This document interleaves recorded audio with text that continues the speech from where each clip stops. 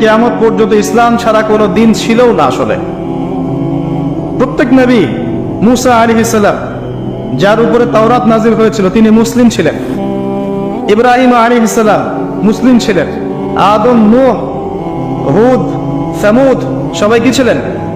মুসলিম ছিলেন।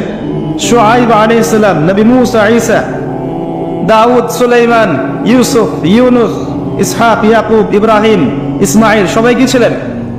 মুসলিম ছিলেন। পৃথিবীতে ইসলাম ছাড়া কোনো ধর্ম ছিলই না। আসলে ইসলাম চিরপ্রাচীন, চির নতুন, চির আধুনিক। মানুষ এটাকে বিকৃত করেছে। আল্লাহ পাক তখনই নতুন করে আবার কিতাব নাজিল করেছেন, আবার নবী রাসূল প্রেরণ করেছেন। আমাদেরকে পশ্চিমারা শিখায় এবং বোঝায় যে সভ্যতা শুরু হয়েছে রোমকদের দ্বারা, তাই না?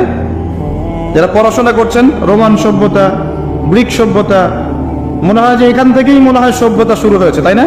ভাবখানা একটা এমন। কিন্তু সভ্যতা শুরু হয়েছে নবী দ্বারা। প্রত্যেকটা সভ্যতা শুরু হয়েছে কার দ্বারা? নবী দ্বারা। আমাদেরকে বোঝানো হয় যে মানুষ আগে পোশাক পরতে পারতো না, গাছের ছাল বাকল পরে থাকতো, তাই না? শিখেছেন না এগুলো? আর আল্লাহ পাক কোরআনে বলছেন যে আমি আসমান থেকে আদম এবং হাওয়া আলাইহিস সালাম তাদের জন্য পোশাক পাঠিয়েছিলাম। আমরা শিখেছি ছোটবেলায় মানুষ পশু শিকার করে খেত, বন্য প্রাণীর মতো ছিল, গুহায় ছবি এঁকে রাখতো, তাই না? আল্লাহ বলছেন, আল্লাহ রাব্বুল আলামিন আসমান থেকে হেদায়েত পাঠিয়েছেন, আসমানে কিতাব পাঠিয়েছেন ফ্রম দ্য ভেরি বিগিনিং, একদম শুরু থেকেই।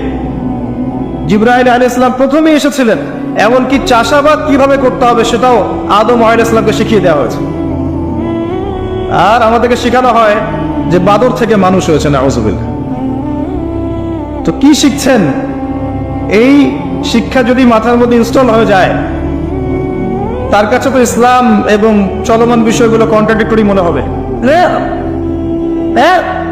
তো ইসলাম শুরু থেকে ছিল, আর সভ্যতা শুরু হয়েছে নবী দ্বারা।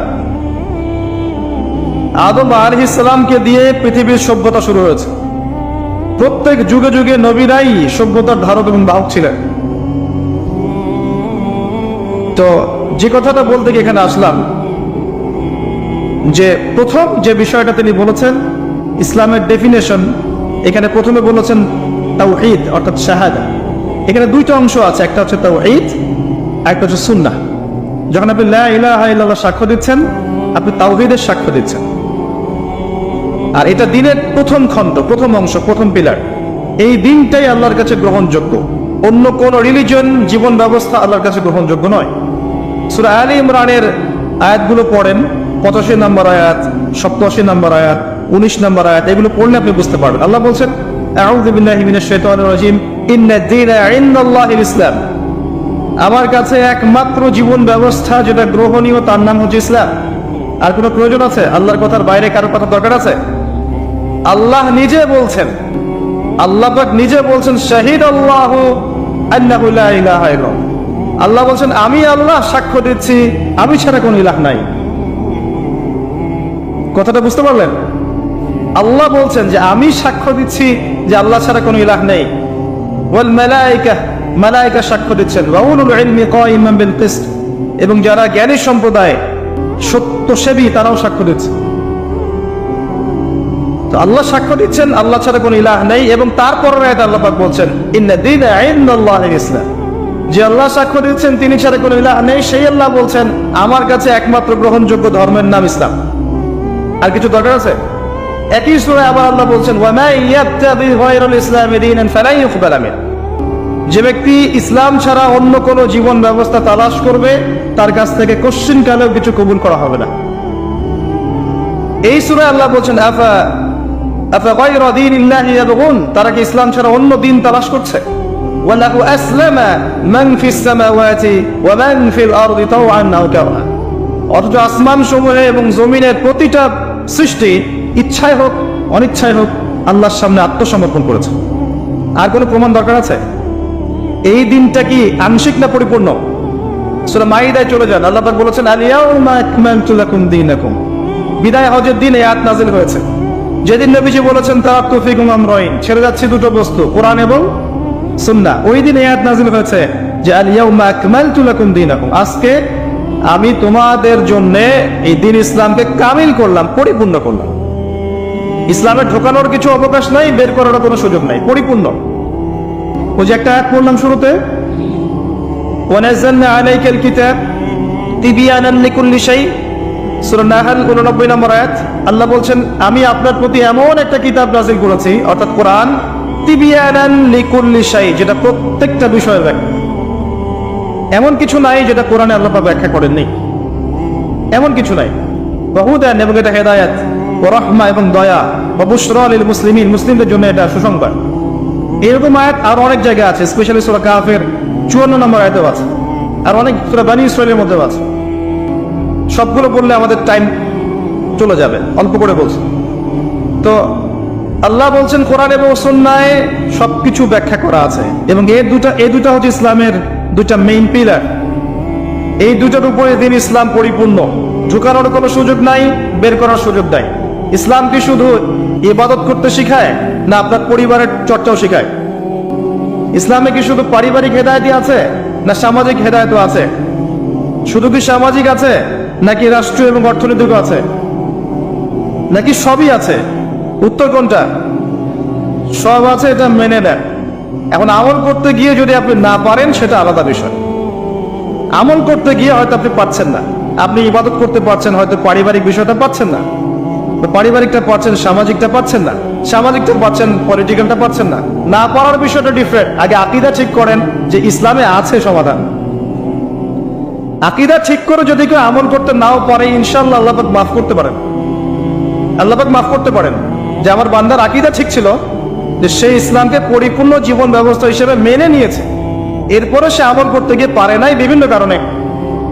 হতেই পারে, সবসময় একরকম সিচুয়েশন থাকে না, তাই না?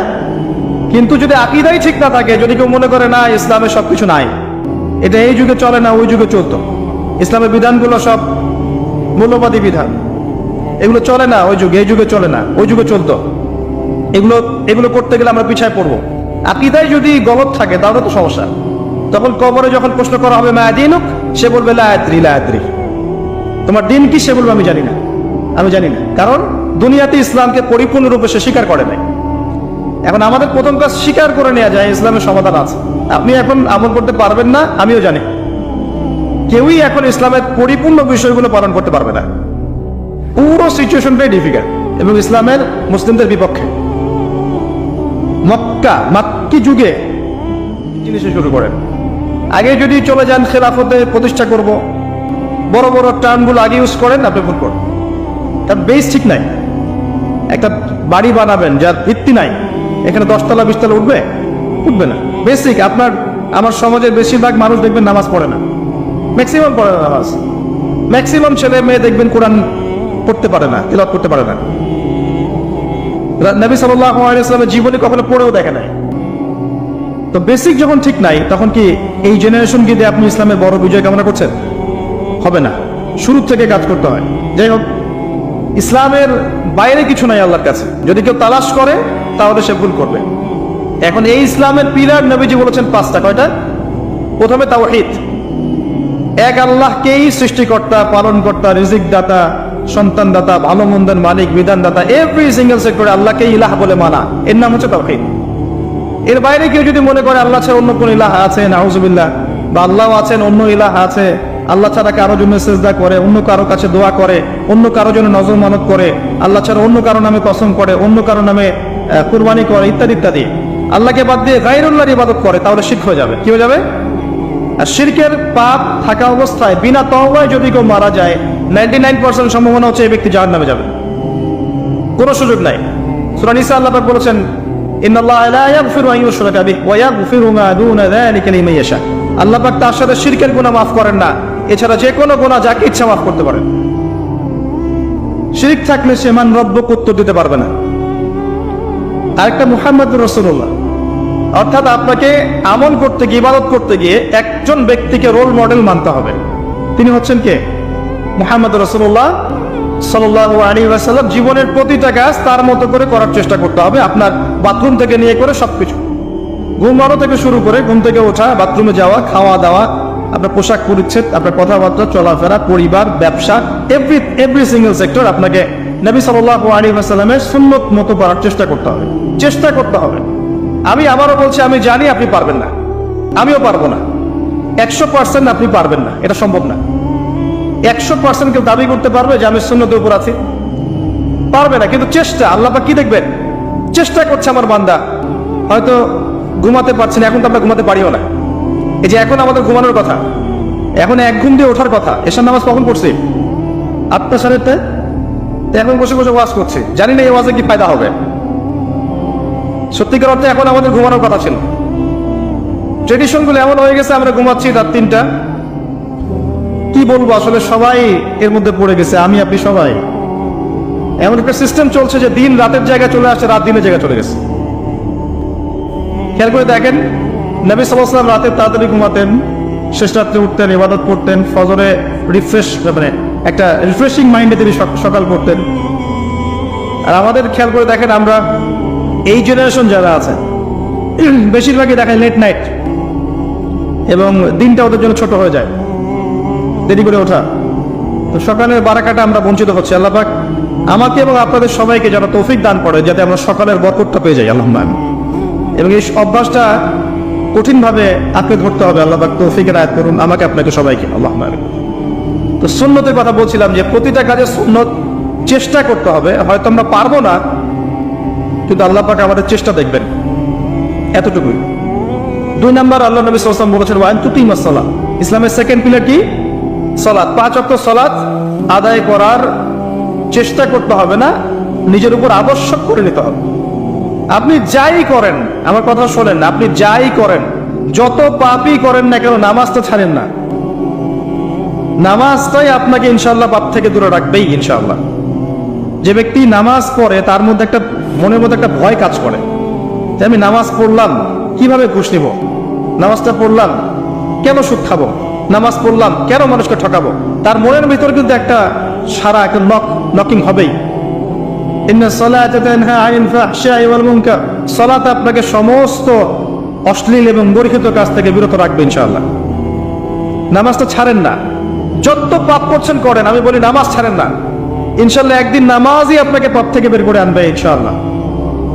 শয়তান আপনাকে হতাশ করতে চাইবে, শয়তান আপনাকে হতাশ করতে চাইবে যে তুই তো গার্লফ্রেন্ডের সাথে কথা বললি, রাতের বেলা পর্ন দেখলি, তুই তো ফ্রি মিক্সিং এ আছিস, তুই মাদক দ্রব্য খাচ্ছিস, তুই কাজে ফাঁকি মারিস, তুই ট্যাক্স আদায় করিস নাই, দুর্নীতি করছিস, তুই আবার নামাজ পড়বি কেন? শয়তান আপনাকে বোঝাবে, কিন্তু নামাজ তো আমার শোভা পায় না, আমি তো অনেক পাপী মানুষ, এই ধোকায় পা দিবেন না।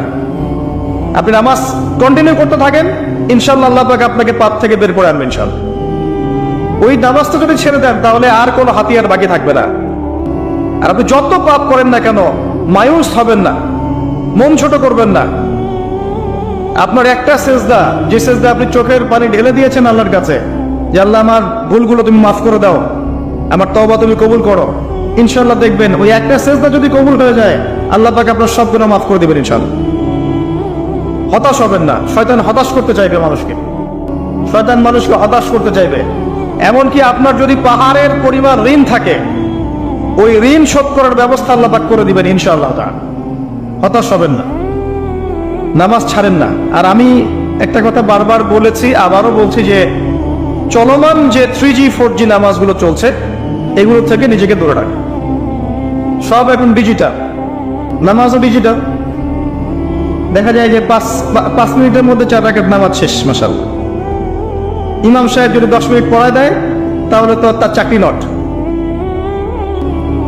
বোঝেন না এত তারা, আমার সময় নাই, আমরা ব্যস্ত মানুষ, এত সময় লাগে নামাজ পড়তে? ইমাম সাহেবকে বলছে, কমিটি ইমাম সাহেবকে চার্জ করছে, অথচ ইমামের উচিত তাদেরকে চার্জ করা। উল্টে গেছে এখন আর কি। ওইদিকে আসবো আমি। দাসী তার মনিবকে জন্ম দিবে, মানে সমাজের ন্যায় অন্যায়, ভালো মন্দ, হক বাতিলের মানদণ্ড উল্টে যাবে। দাসী কখনো মনিবকে জন্ম দেয়? মানদণ্ড উল্টে যাবে।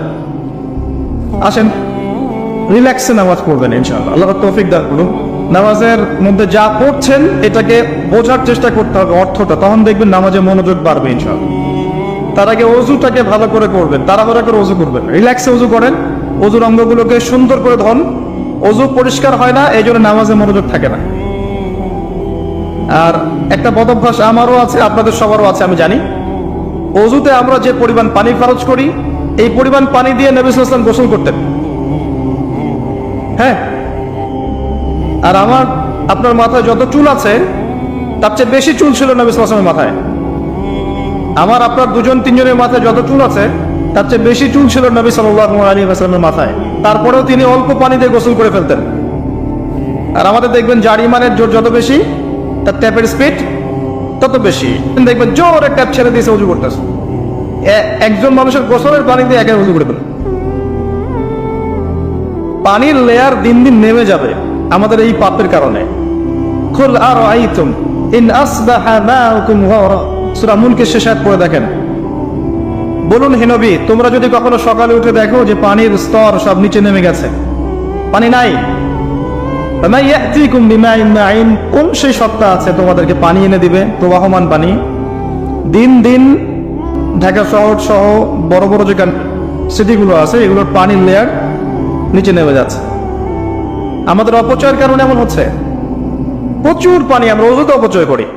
গোসল দেখবেন শাওয়ার নিচ্ছে, ওই যে আমাদের ডিজিটাল ইয়াজুজ আর মাজুজের বাথরুম যেগুলো আছে, পানি চোষা বাথরুম, মানে 10-20 বালতি পানি দিয়ে শাওয়ার নিয়ে নিবি। হ্যাঁ, আর মহিলা হলে তো কথাই নাই, আরো 10 বালতি এক্সট্রা লাগায়। তো সমস্যা, ওযু ঠিক করতে হবে, তারপরে সালাতে মনোযোগ বসবে ইনশাআল্লাহ। আল্লাহ পাক আমাদেরকে সালাত বুঝে আদায় করার তৌফিক দান করুন। মনোযোগ চলে যাবে, যাওয়া আসা করবে, মনোযোগ যাওয়া আসা করবেই, কিন্তু মনোযোগ ধরে রাখার চেষ্টা করতে হবে।